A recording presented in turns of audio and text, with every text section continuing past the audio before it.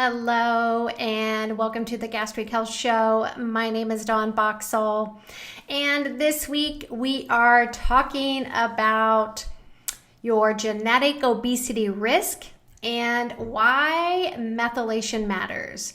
So some of you may be thinking, okay, I'm not even sure what methylation is, but I want to assure you that you will understand fully once we complete this conversation, but really kind of just laying the foundation to truly understanding if you have obesity or you feel like you're struggling with your weight.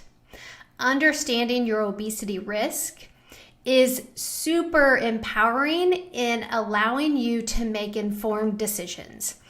And when we look at genetics, we look at them in pathways because they all cross into each other's areas. So you can't just look at one gene and expect to make an educated decision on what that gene is going to do, because it could be in other pathways. So methylation is one pathway that we look at when it comes to cellular systems. So we're going to kind of dig into this and hopefully give you a little bit of an insight that will help improve your understanding with methylation and why it even matters, especially if you feel like you have a genetic obesity risk. So you may not have a genetic test to tell you this information, but your intuition or your gut tells you that maybe you have some of these obesity genes and maybe they're a high impact. And we'll get into that so that you understand that better. But I think honestly, we can all agree that obesity is complex and multifactorial, and unlikely driven by just one factor for most of us, right?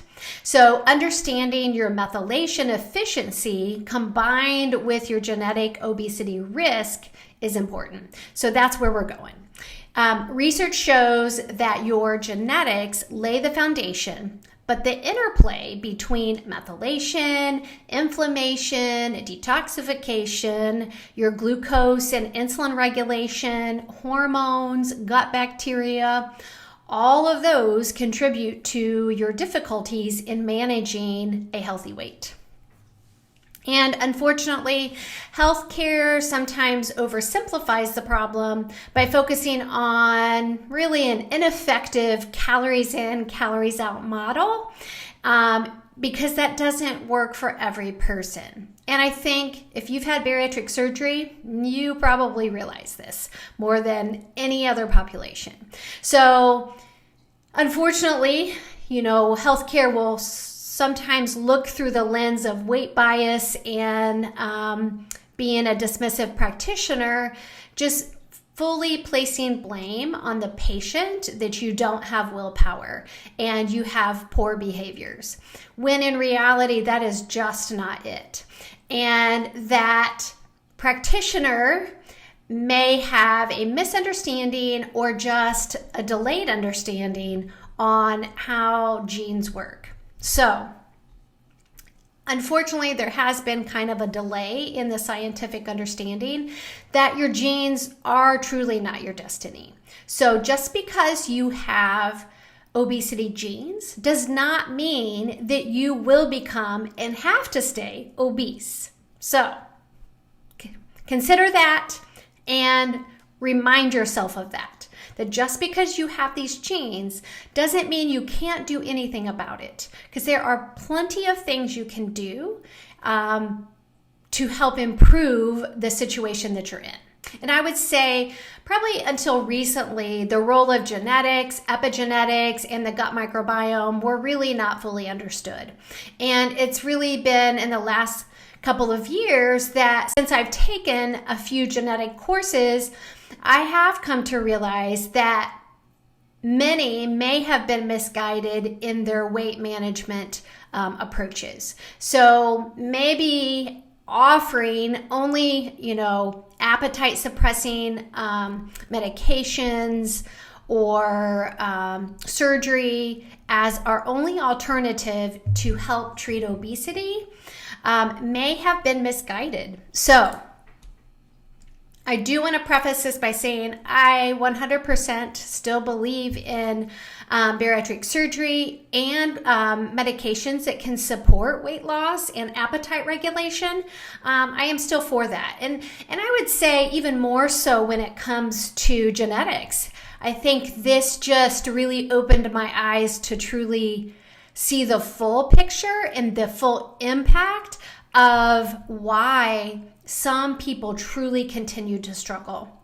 So I'm hoping that I can plant this seed with you that you will explore this further, because I don't want you to have this understanding that you can't lose weight if you try it on your own, or if you work on diet and lifestyle behaviors and focus on your genetics and those pathways that are mostly impacting you based on your genes. I want you to understand that though just surgery and medications are not your only options. So if you feel like, hey, I'm struggling, I've had bariatric surgery, I've regained some or maybe even all of my weight back, what has happened, a lot of patients will come and say, I feel like I failed because they have regained. And I've counseled thousands of patients who have lost their weight and kept it off. And then I've also counseled thousands of patients who have lost the weight and regained it all, and sometimes even plus some. So to me, as a practitioner and now understanding this full effect of genetics, I really see why those people who regained all or more, or at least a good portion of what they lost, I understand why. And our approaches to deal with that have been poor. And it's definitely not a 1,200 calorie, 50 gram carb protocol that you're supposed to follow. And I promise you it's not. So I want you to keep your ears open and an open mind with what I'm coming to you with, because I think this can hopefully lay a foundation that maybe you haven't fully understood.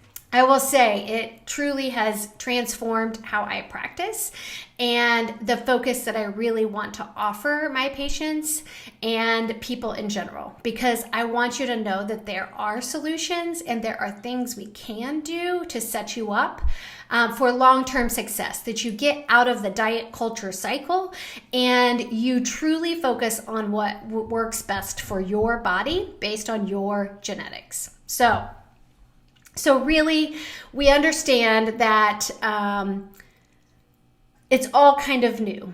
Genetics, epigenetics, the gut microbiome, this is all new. So unless you've taken additional training, you don't understand this yet. So you may, if you are a healthcare practitioner or you are visiting one frequently, if they don't have this connection, it's truly not their fault. They just haven't been exposed to enough of it yet to have this understanding. So be patient and just consider working with people who have this knowledge so that you can be ahead of the game. But there are over 25 genes that influence weight loss, gain, and maintenance, and certain gene variations that can make it harder to lose weight or maintain a healthy weight.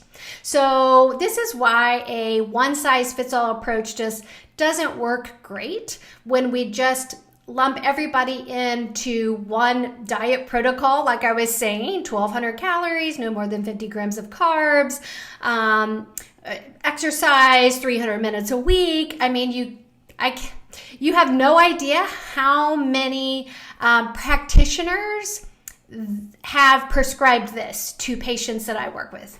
Again, I'm not bashing that protocol in a way that it can't work, because absolutely it could work for some people, but this is not a protocol for mass populations to follow.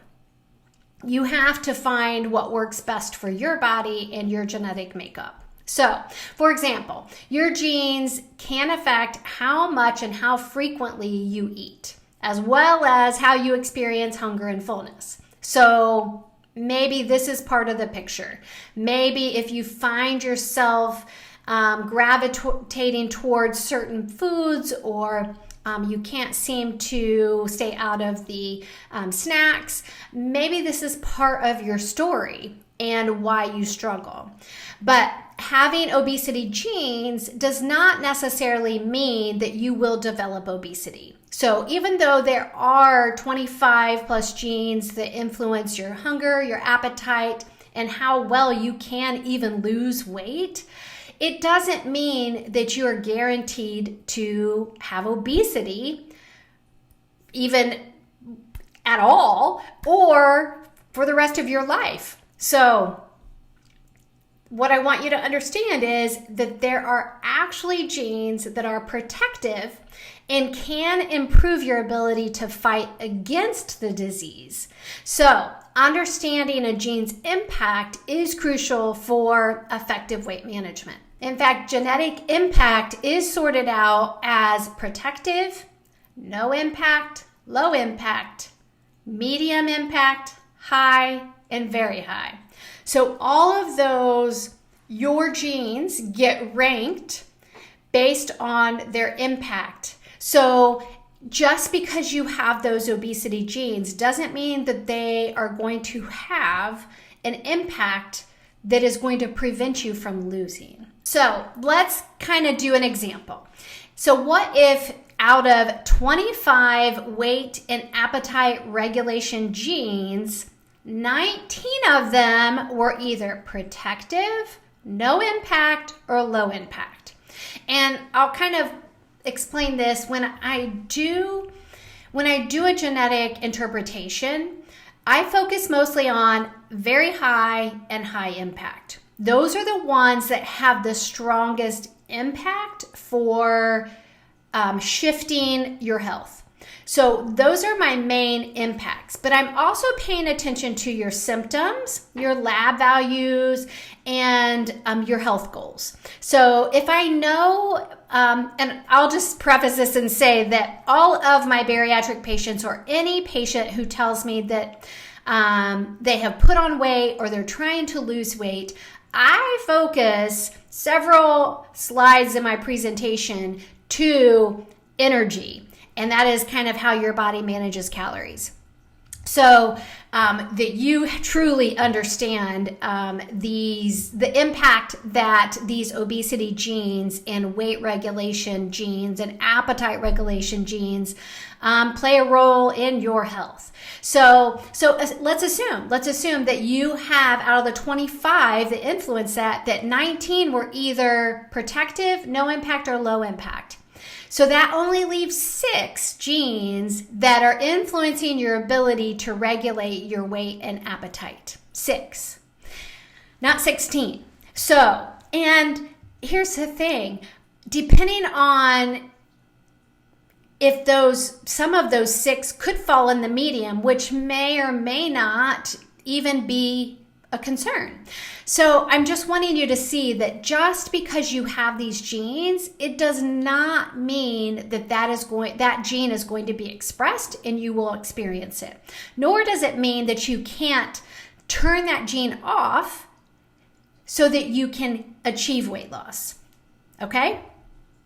So now let's get a little bit broader. So yes, you have those 6 genes that influence how well you can manage a healthy weight.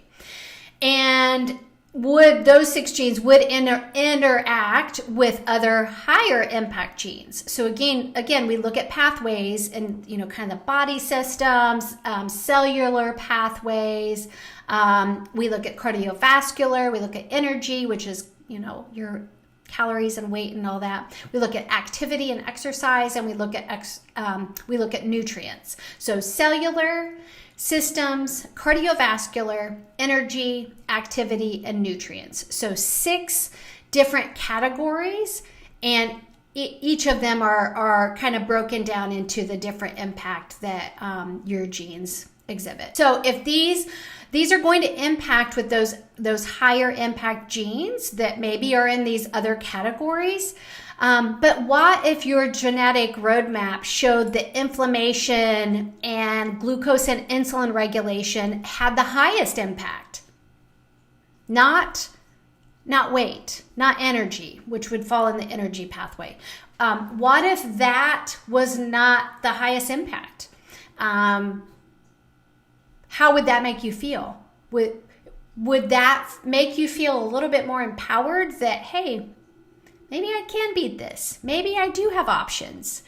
And that's what I want you to see, that you have options, and you just have to know where to focus. So if it's really your glucose and insulin that truly is driving it, or you just have so much inflammation going on, or maybe it's detoxification and your body does not detoxify well. And yes, you have liver and kidneys to do that, and you can sweat. But just because you have that does not mean that all the chemical processes that are to occur at the right times doesn't mean that that's going to occur, because you might have deletions in some of your genes, which is not uncommon. If you had these 6 genes that influence, weight and appetite regulation, and were seeking weight loss, but it showed that the inflammation and glucose and insulin regulation and maybe even detoxification had a higher impact, focusing on lowering your inflammation, your blood sugar, your insulin, and supporting your detoxification would be more impactful than a standard protocol of counting calories and following a restrictive diet while you exercised more, correct? Or you followed that protocol I talked about, 1,200 calories, no more than 50 carbs, and 300 minutes of exercise. That protocol that I hear prescribed frequently from other types of healthcare practitioners is not going to benefit you in the way that you are thinking it's going to help. As you can see, those who are overweight or obese may or may not have impactful weight and appetite regulating genes causing their issues. And this is why knowing your genetic roadmap can be a great guide to turn disease and obesity genes off. So again, I think it's important to consider this if you are really struggling with getting the weight off and maintaining it, because this is just super informative in laying that foundation of taking you in the right direction that can support you better. So because of all of this, over the next several weeks, we are going to break down the genetic pathways that are influential in contributing to weight and appetite regulation that lead to obesity. And this week, we are going to uncover the genetic obesity risk and why methylation matters. First, the methylation pathway. So methylation is just a biochemical process that ensures that all cells within your body function optimally. And methylation performs many functions, including repairing genetic material, making energy, dealing with stress, handling inflammation, detoxifying cells, and regulating your brain chemistry. And it is also essential for turning genes off and on, which is critical for maintaining proper cell function. Now, what is the role of methylation in obesity? And methylation is crucial to the regulation of energy homeostasis and body weight. So calorie balance, think of it that way. So instead of energy homeostasis, think of calorie balance and body weight. So several studies have reported differences in methylation patterns between lean and obese individuals, suggesting a link between epigenetic modifications and weight regulation. And in one study, researchers found that obese individuals had significantly higher levels of DNA methylation of the leptin gene than lean individuals. So adipose tissue produces leptin, which is a hormone that regulates your appetite and energy expenditure.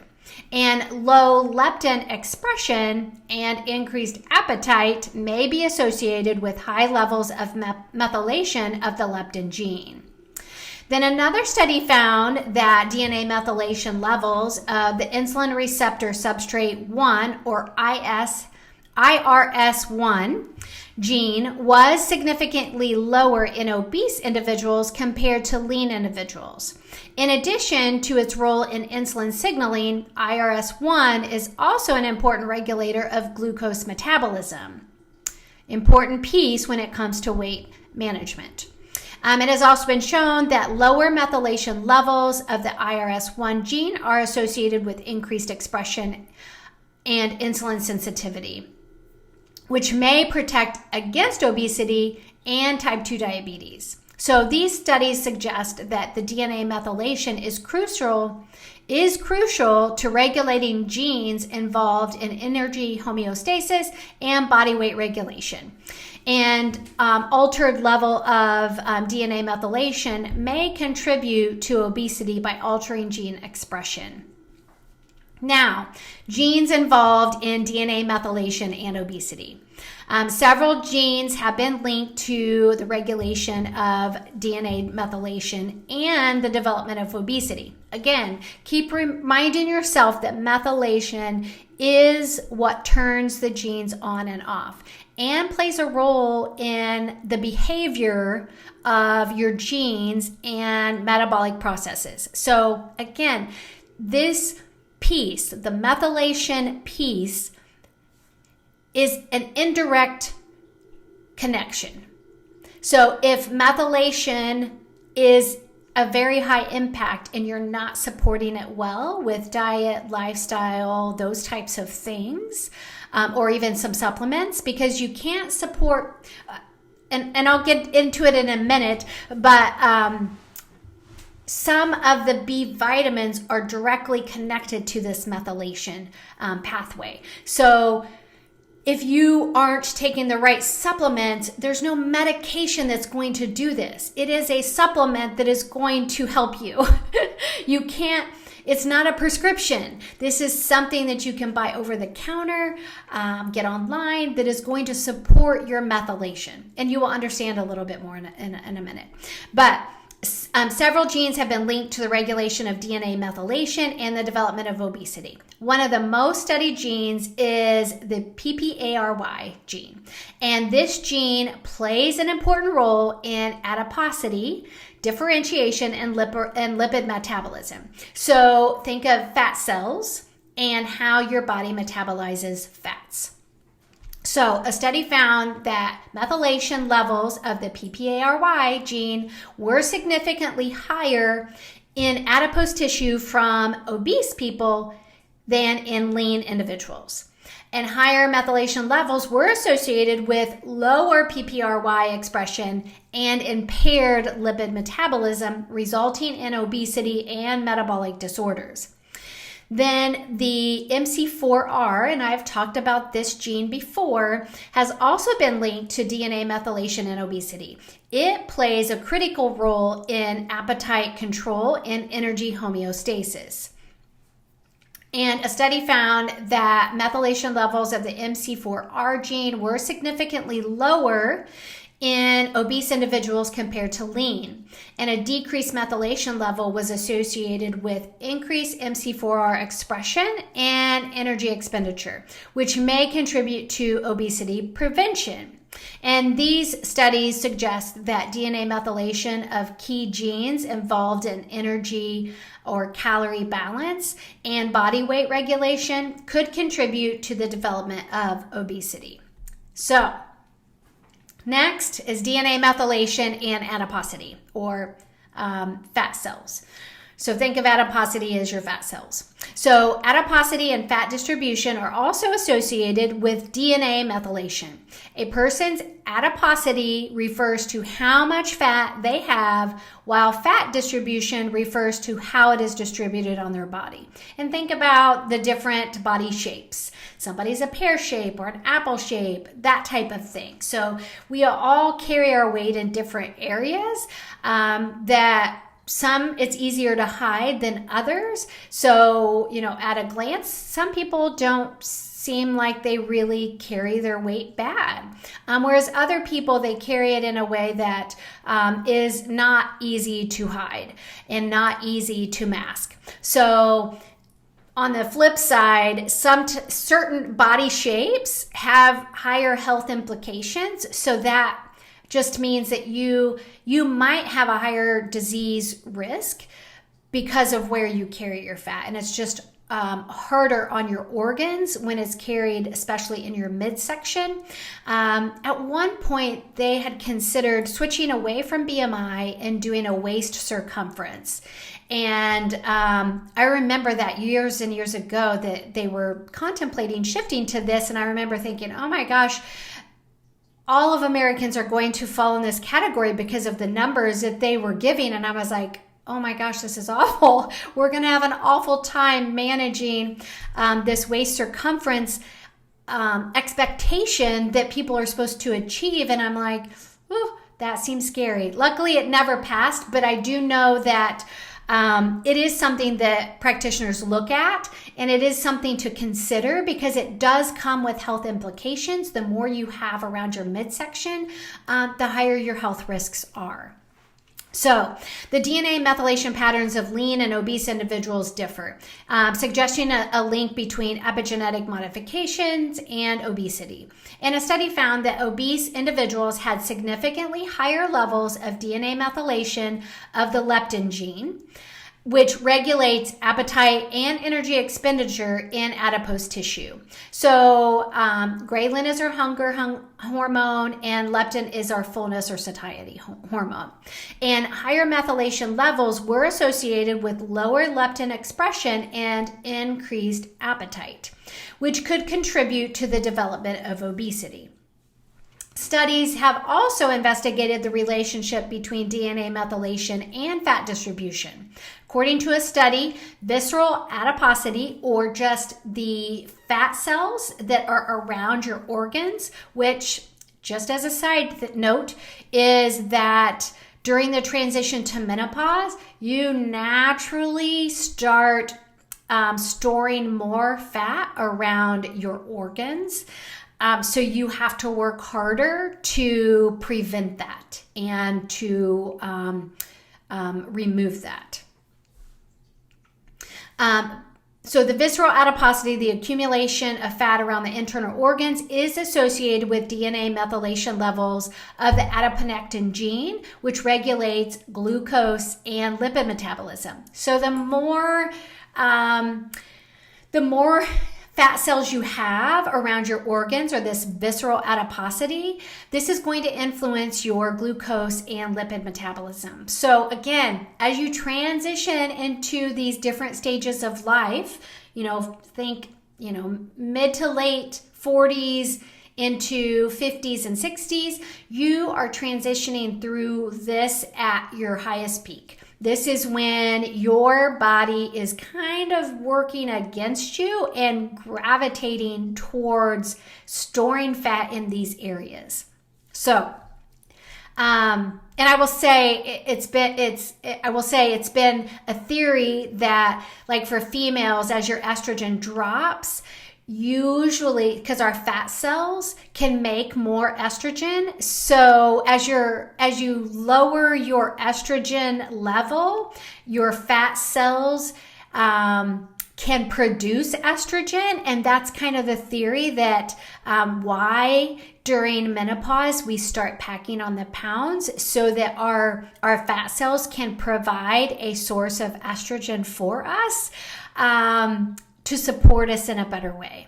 But it kind of negates some of the benefits, because as you start packing on the pounds, it's kind of like now the benefits are gone, because now I've gained 20 pounds and it's no longer benefiting me, and I'm not getting enough estrogen just from the fat cells. So it's not a great strategy, but it is an interesting theory to think about. So But in the presence of higher methylation levels of the adiponectin gene, there was lower adiponectin expression and increased visceral obesity, which increases the risk of metabolic diseases like type 2 diabetes.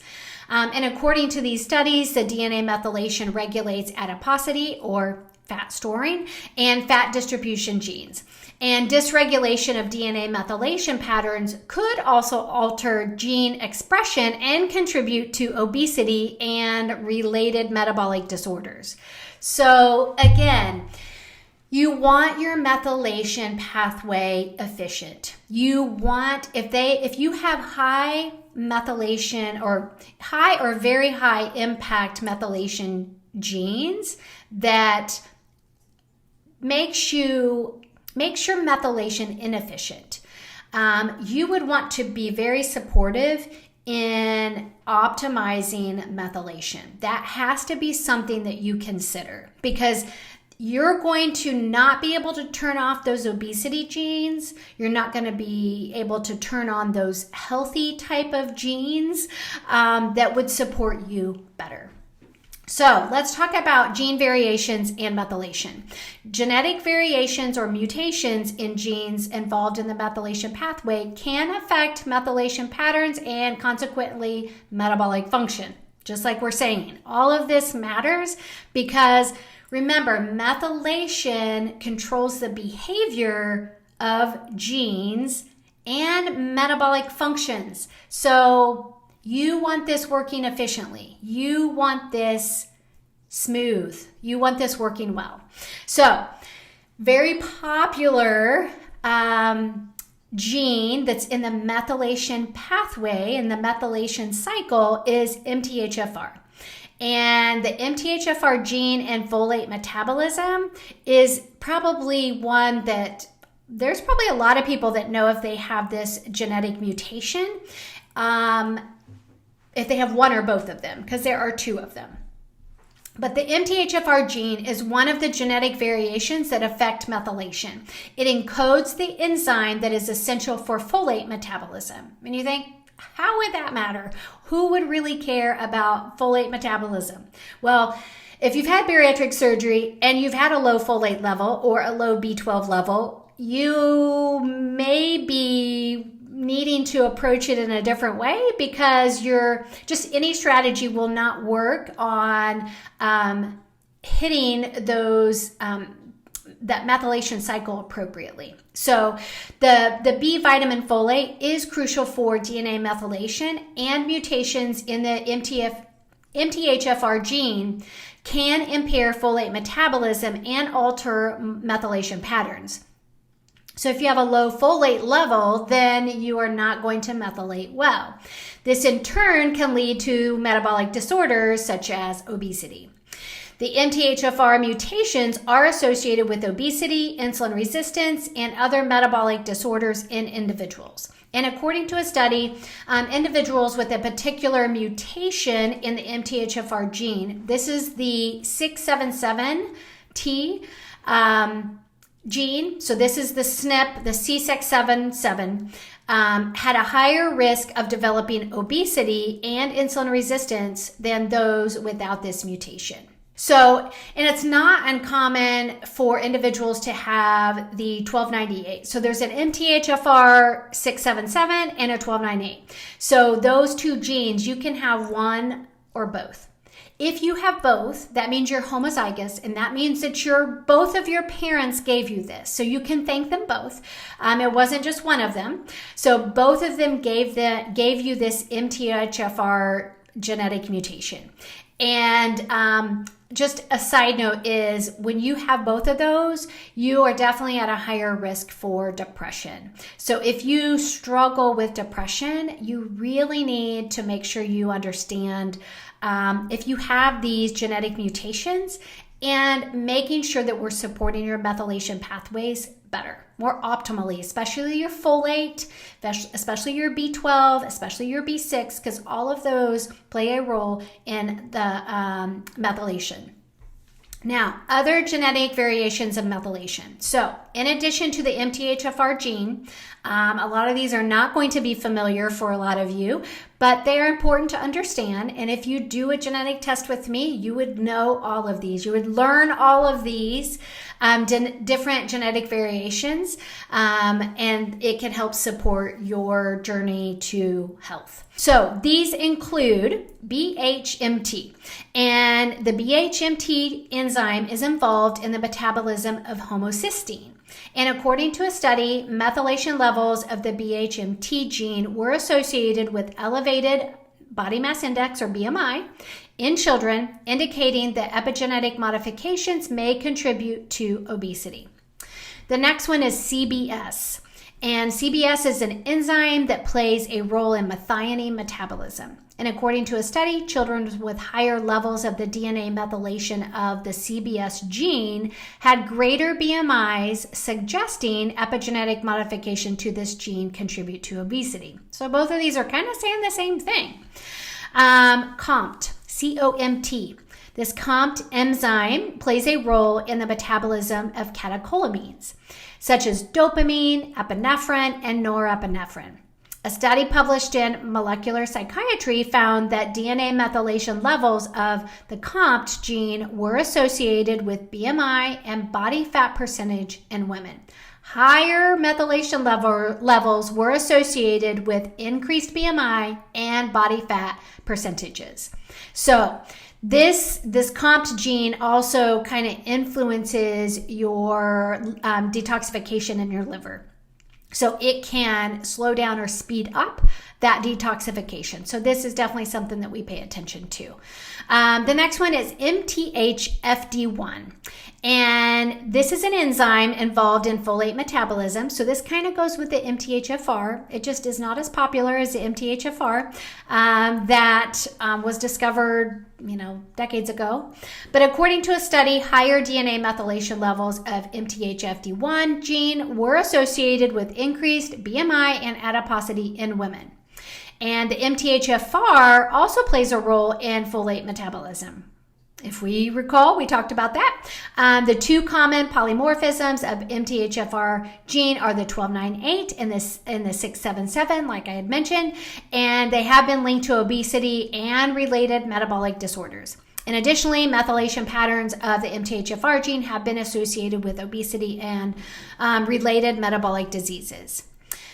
The next is MTR, and this MTR is involved in methionine metabolism. And a study published in the Journal of Nutrigenetics and Nutrigenomics found that DNA methylation levels of the MTR gene were associated with BMI and waist circumference in women. And higher methylation levels were associated with an increased BMI and waist circumference. So you have to pay attention to, is this MTR contributing? Is this contributing? Is it a high impact gene in your genetic results? The next is MTRR. So there's MTR and MTRR. And MTRR is an enzyme that plays a role in methionine metabolism as well. And they found that MTRR DNA methylation levels in women were associated with their BMI and adiposity. The next one is NBPF3, and it is a gene that has been implicated in neural development. Study found that higher methylation levels of the NBPF3 gene are associated with increased BMI and adiposity in children. Next is NQO1, and it is involved in detoxification. And a study reported in the Journal of Clinical Endocrinology and Metabolism found that DNA methylation levels of the NQO1 gene were associated with BMI and insulin resistance in men. And the study suggests that higher methylation levels were associated with BMI, with increased BMI and insulin resistance. And we're getting close to the end here. But the next one is OGG1, and this is an enzyme that is essential for DNA repair. And a study found that the DNA methylation levels of OGG1 gene were associated with BMI and adiposity in women.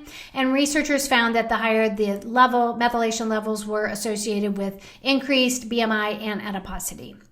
The next is PEMT. And this plays a role in phospholipid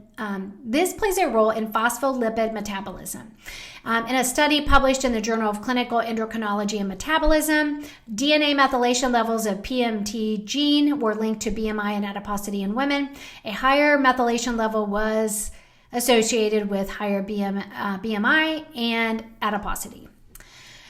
The last one is TCN2, and it is a protein that plays a role in the transport of B12 or vitamin B12. And in a study published in Nutrigenetics and Nutrigenomics, DNA methylation levels of the TCN2 gene are associated with BMI and waist circumference in women.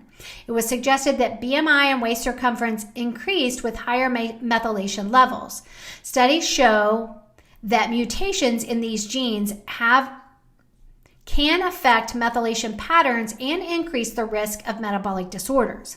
And researchers have found that individuals with a mutation in the MTRR gene had lower levels of DNA methylation and a higher risk of metabolic syndrome. So, implications. What are the implications for the treatment and prevention of obesity? The discovery of the role of DNA methylation in the development of obesity has significant implication for the treatment and prevention. And it's becoming increasingly clear that epigenetic changes are biomarkers for obesity and metabolic disorders. Methylation is the process involved in actually turning genes on or off. And if we optimize our methylation, we can reduce our risk of developing certain diseases and cancers.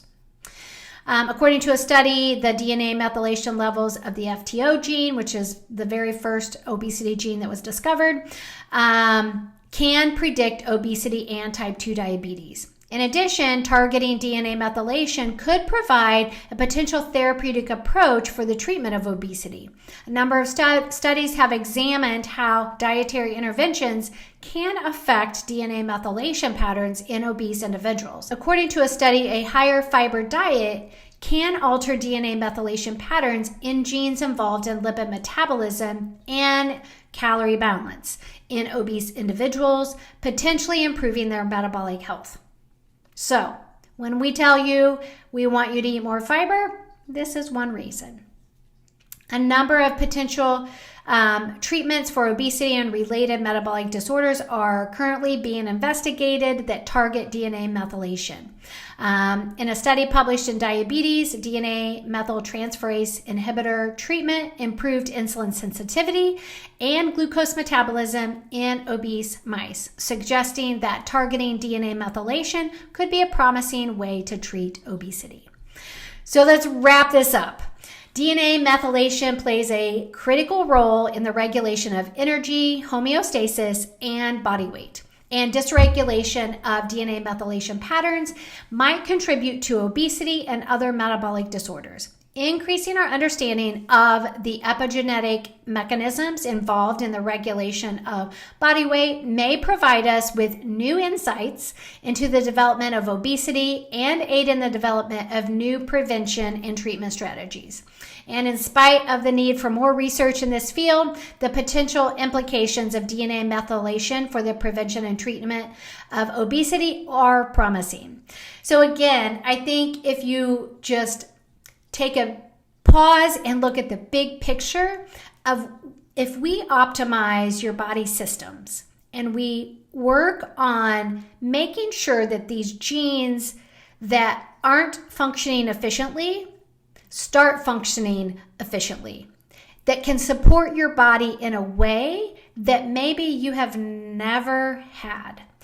If you've never had your genetics tested, you may not know you have this genetic mutation of MTHFR that so many people, more than I think 40 or 50% of the population, carry this mutation. And some, I don't know what the percentage is that carry both mutations. So again, is this part of your story that you are fully unaware of? So that's where the genetic piece can really help give you the roadmap that you need to really map out where to go next. So if you are super tired of trying a bunch of different diets that end in the same place where you are struggling, I would highly encourage you to first check out our gastric health membership, because that's where you're going to get the best value for any testing. So you're welcome to buy the testing outright and work with me through that, and we'll do that for a few months and you would be done.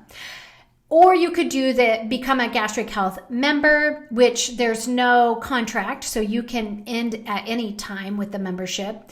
But it allows you to get 40% off of the genetic testing and work with me through the protocols, and you just continue that membership as you need it. So if you find that after, we're done working in 3 months or we're done working in 6 months through the protocols and getting you to the goals, to accomplish the goals you want, you can end it at any time, or you can kind of just keep going, keep it ongoing so that you have the support if something arises. So regardless, I'd encourage you to check out our membership, because it's truly the best value to get the information that you need, the support and coaching that you need, so that you know how to address your health. So I hope you guys have enjoyed this. I get super excited about the genetic piece and understanding the obesity risk that comes with the bariatric population.